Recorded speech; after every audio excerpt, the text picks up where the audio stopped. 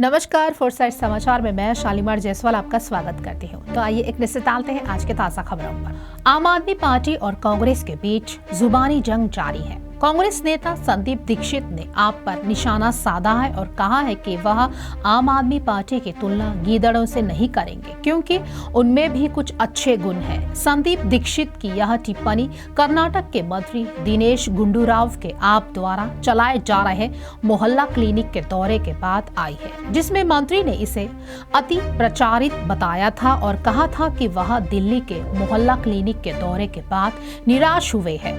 31 जुलाई को उन्होंने कहा था कि वह एनसीटी दिल्ली सरकार की शक्तियों पर सुप्रीम कोर्ट के फैसले के खिलाफ केंद्र सरकार के अध्यादेश का समर्थन करते हैं। इमरान ने गिरफ्तारी से ठीक पहले कहा है कि मेरी गिरफ्तारी अपेक्षित थी और मैंने अपनी गिरफ्तारी से पहले यह संदेश रिकॉर्ड किया है। यह लंदन योजना को पूरा करने की दिशा में एक और कदम है, लेकिन मैं चाहता हूं कि मेरी पार्टी के कार्यकर्ता शांतिपूर्ण, दृढ़ और मजबूत रहे। हम किसी और के सामने नहीं बल्कि अल्लाह के सामने झुकते हैं। उन्होंने कहा है कि आपको अपने घरों में छिपकर नहीं बैठना है। अगर आप अपने अधिकार के लिए खड़े नहीं होंगे तो गुलामों की जिंदगी गुजारेंगे। इमरान ने अपने समर्थकों से कहा है कि कोई भी आजादी को प्लेट में रखकर नहीं देता। जंजीरें गिरती नहीं है, तोड़नी पड़ती है। ऐसे में सवाल ये है कि इमरान की इस गिरफ्तारी का उनकी पार्टी पाकिस्तान तहरीक-ए-इंसाफ पर क्या असर होगा। इंडिया की तीसरी और अहम बैठक अब मुंबई में होने वाली है। विपक्षी एकता के पक्षधर लोग इस महीने की आखिरी तारीख को मुंबई में जुटेंगे। इसके लिए 31 अगस्त और 1 सितंबर की तारीख तय की गई है। मुंबई में होने वाली बैठक पटना और बेंगलुरु की तरफ ही सफल होने की संभावना व्यक्त की जा रही है।